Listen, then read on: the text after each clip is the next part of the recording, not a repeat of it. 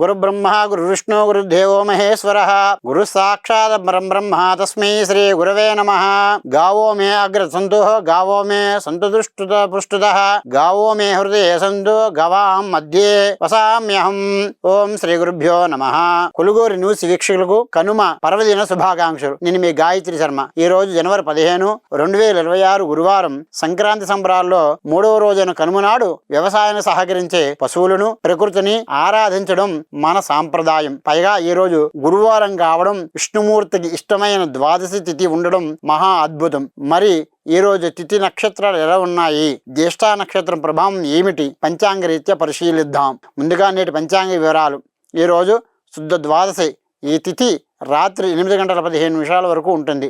ఏకాదశి ఉపవాసం ఉన్నవారు ఈరోజు ఉదయాన్నే పారాయణ చేసి భోజనం చేసి ద్వాదశ గడియల్లో విష్ణు పూజ చేయడం శ్రేష్టం.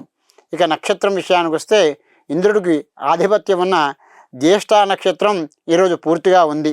ఇది రాత్రి అంతా ఉండి తెల్లవారుజామున 6:14 వరకు వ్యాపించి ఉంది. జ్యేష్ఠ నక్షత్రం ఉన్నప్పుడు ముఖ్యమైన పనులు చేయవచ్చు, కానీ వాదోపవాదాలకు దూరంగా ఉండాలి. బంధువులతో జాగ్రత్తగా మాట్లాడాలి.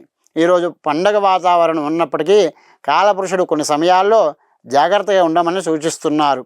ముఖ్యంగా ప్రయాణాలు చేసేవారు ఈ సమయాలను గమనించాలి. ఈరోజు ఉదయం 8:50 నుండి 10:30 వరకు కూడా వర్జ్యం ఉంది. ఈ గంటన్నర సమయం విషతుల్యం. ఉదయం టిఫిన్ చేసే సమయంలో లేదా ప్రయాణాలకు సిద్ధమయ్యే సమయం ఇది, కాబట్టి జాగ్రత్తగా ఉండండి. గురువారం నాడు దుర్ముహూర్తాలు 2 సార్లు ఉంటాయి. ఉదయం 10:19 నుండి 11:04 వరకు గమనించండి. వర్జ్యం ముగిసే లోపే దుర్ముహూర్తం మొదలవుతుంది. అంటే ఉదయం 10 గంటల నుండి 10:40 వరకు సమయం అసలు బాగోలేదు. తిరిగి మధ్యాహ్నం 2:46 నుండి 3:30 వరకు కూడా ఉంది.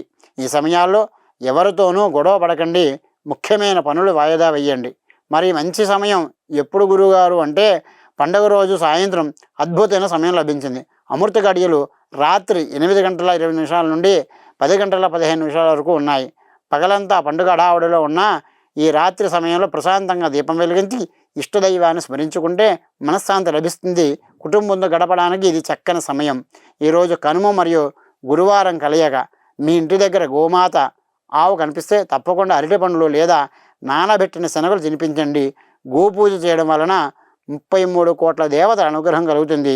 జ్యేష్ఠ నక్షత్రం ఉంది కాబట్టి విష్ణు సహస్రనామం వినడం చాలా మంచిది. రేపటి పంచాంగ విషయాలతో మళ్ళీ కలుద్దాం. పశుపక్షాదులను ప్రేమించండి, ప్రకృతిని రక్షించండి. శుభం భూయాత్.